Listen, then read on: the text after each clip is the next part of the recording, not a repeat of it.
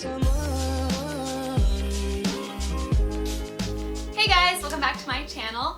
So today we are going to be turning this beautiful fabric into a tiered ruffled dress. And yesterday I put a poll on my Instagram between these two designs for this project, and today I decided that I'm actually going to combine both of these designs into one dress. So it's going to have the neckline of this dress and the back detailing of this dress. I'm really excited about it because I love fun back details and I've never done one like this, so I think it should be really cool. And quite a few of you guys have been waiting for a tutorial like this because I actually have a similar dress with a similar tiered ruffle design, and quite a few of you guys have asked for a tutorial on it, so I'm really excited that today I'm finally going to be doing that. But this dress is going to be a little bit longer, a little bit more ruffly, and it's also going to have a more fun back, so it should be a really fun tutorial. And this one also shouldn't be too hard. It's probably just going to take a little while because of all the ruffling you're going to have to do.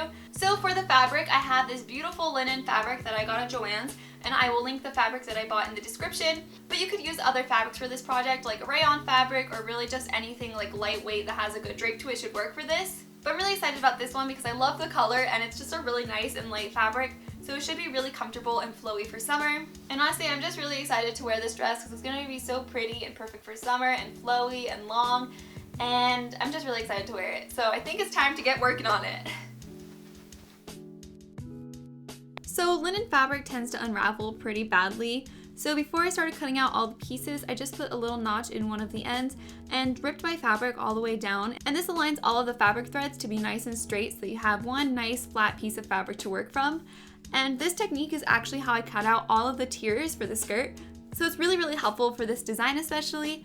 And then for the rest of the pattern pieces, I just measured and cut them all out. So here is the front piece. And you're going to cut two of these because we're going to use one of them as a lining. And the little triangles that I marked out on them is where the darts are going to go. So you don't cut those out. You just want to mark those lines with a piece of chalk so we can sew them later. This is the little back piece that we're going to do that little cinching detail with. So you're just going to cut two of these. And this time Sophie wanted to walk through my shot. This really long strip of fabric is just a piece that I ripped down the longest side of my fabric, and we're going to use this to make straps and ties. And then these pieces are the first two layers. So I just marked out the total length for you because I had them all folded because they are going to be super, super long.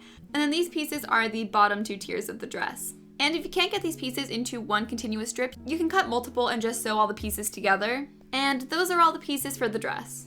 And there's Chloe walking through the shot this time.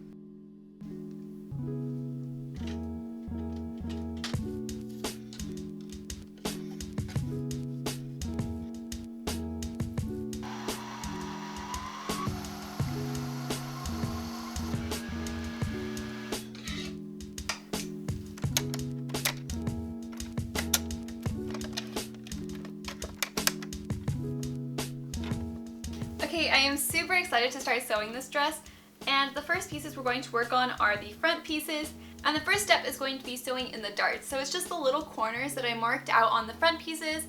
I'm just going to put all those edges together and then sew right across this little triangle. You're going to do that on both of the front pieces because one of them is going to be the lining.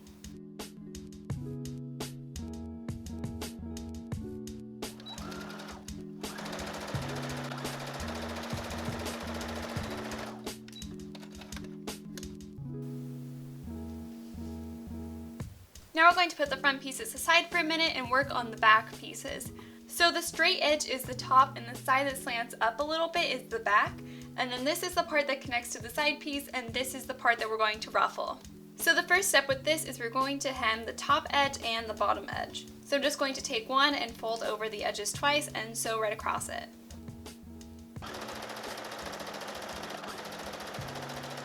And now I'm going to take the smaller edge of this piece, and again, I'm going to fold over the edges, but you want to make sure that it's big enough that we can put a little cord through it, because that's what's going to ruffle this all up. And now before I put the back pieces aside, I'm just going to take this straight edge here and make it a little bit of a diagonal so it'll fit our waist better. So from the side that slants up a little bit, I'm going to go in, and I'm going to make it connect back to the top up here. And now we can put these pieces to the side for a minute. The next piece we're going to work on is all of these strap pieces. So I'm basically just going to fold this long piece in half and sew pretty close to the edge all the way along it to get some really nice straps.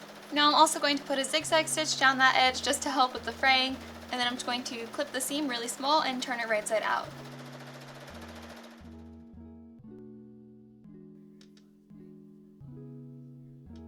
The straps took forever to sew, but they're finally done and they're very, very long. So I just cut out 2 little strap pieces, and these are about 20 inches each. I just cut them a little bit long so we can always cut them a little bit shorter later. And now we're going to take all the pieces that we have sewn so far and put them all together. So I took our 2 front pieces and I laid them out pretty side, and I just pinned all the edges together so they laid nice and flat together. And I'm going to take the little strap pieces that we cut out, and I'm going to pin one in between these layers on either side of the top here, so they will already be in the top when we sew these together. And I'm going to just put these little straps in so we don't sew them anywhere else. And now I'm going to unpin the side here, and I'm going to insert one of the back pieces here. And I'm going to put these pretty side and just pin them together here. And then I'm going to lay this piece back on top and pin these all together. And I'm going to do the same thing on the other side. And now I'm going to sew all around this piece except for the bottom.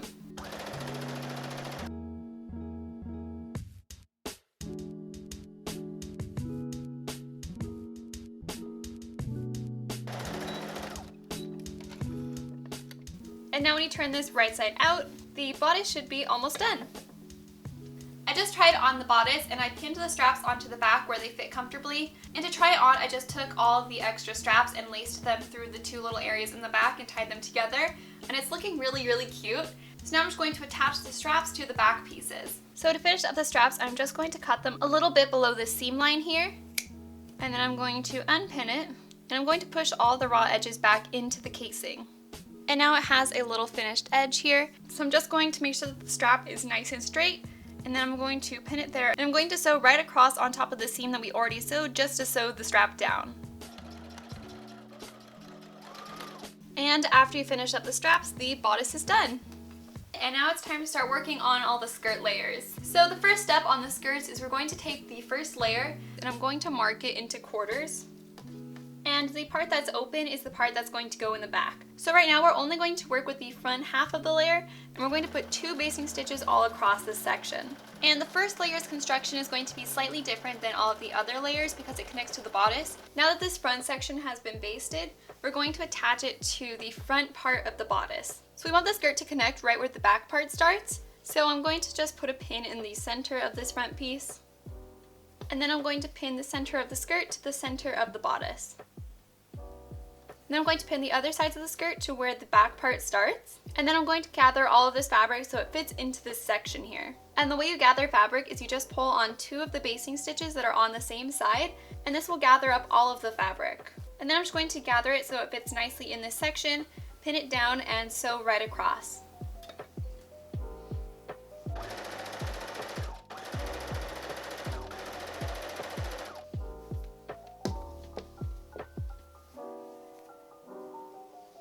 And now we need to finish up the back section of this ruffle. So I'm going to put the ends of this layer together, and the first thing I'm going to do is I'm just going to sew right down this seam here. You're going to want to stop about 1 inch away from the top edge.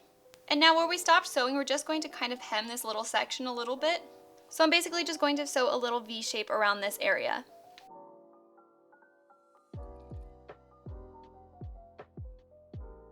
And now we need to finish up this top edge of the first layer. So from where we stopped attaching it to the waistband, I'm basically just going to fold it over and add a hem here. You want this piece to be big enough though so we can insert a little piece of our strap to gather this all up.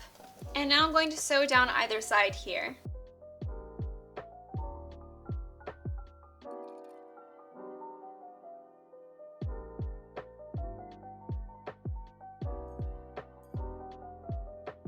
And now I'm going to take a portion of that strap that we made and cut it in 2 pieces.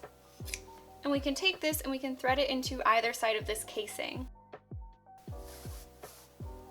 And once you have pulled your casing through, I'm going to put a few stitches here by the back piece to hold this cord in place. And once all the ties are laced through, you can gather it up and it should look like this. And this tie here is actually how we're going to get the dress on and off, because you can just undo it and slip the dress off, which is really cool because now we don't even have to put a zipper in it. Now that the first ruffle is done, we're going to work on the second ruffle. So for here on out, the process for the ruffles is exactly the same. So the first thing we're going to do is we're going to sew these sides together to make this into one continuous loop. And I also zigzagged and cut down that seam just to help with the fraying a little bit.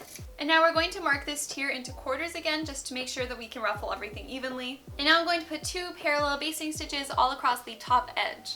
Also, I'm going to switch out my bobbin for a different color just so we don't waste all of the bobbin that we already have ready, because we're going to take out all these stitches later anyway. And also when you're sewing the basting stitches, I'm going to divide it into two portions where I start and stop on either side. So that basically we're breaking the ruffling into two different sections so it'll be easier to pull all the basting stitches together. Now that this piece has all been basted around, I marked out the bottom of the first layer into 4/4 again, and I'm going to pin together these quarters pretty side to pretty side, and then once we have these spaces marked out, I'm just going to ruffle this piece to fit in that space.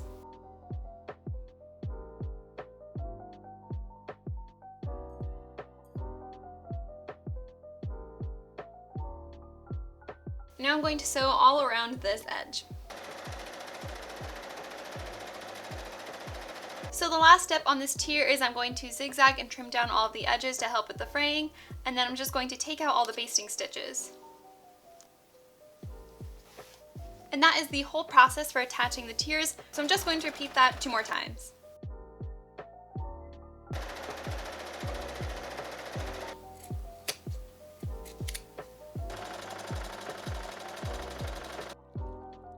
I also feel like this is a good time to address a comment I've been getting a lot lately, because a lot of people have been telling me to put my needles vertically like this instead of putting them horizontally. And honestly, like, I know the benefits of doing it that way, but I have always placed my needles horizontally. Honestly, I'm really stubborn and I'm probably not going to change that anytime soon. And you know, there is a time and a place for vertical needles, like right here when you're marking out something. But overall, I think horizontal needles like hold my fabric better, so do it whichever way you like, but this is the way I'm gonna do it.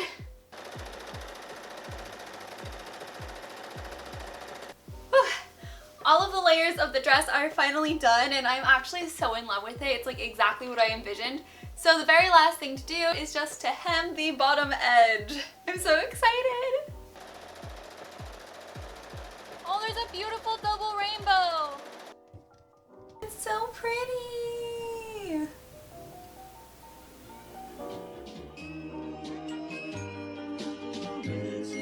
And here's the finished dress.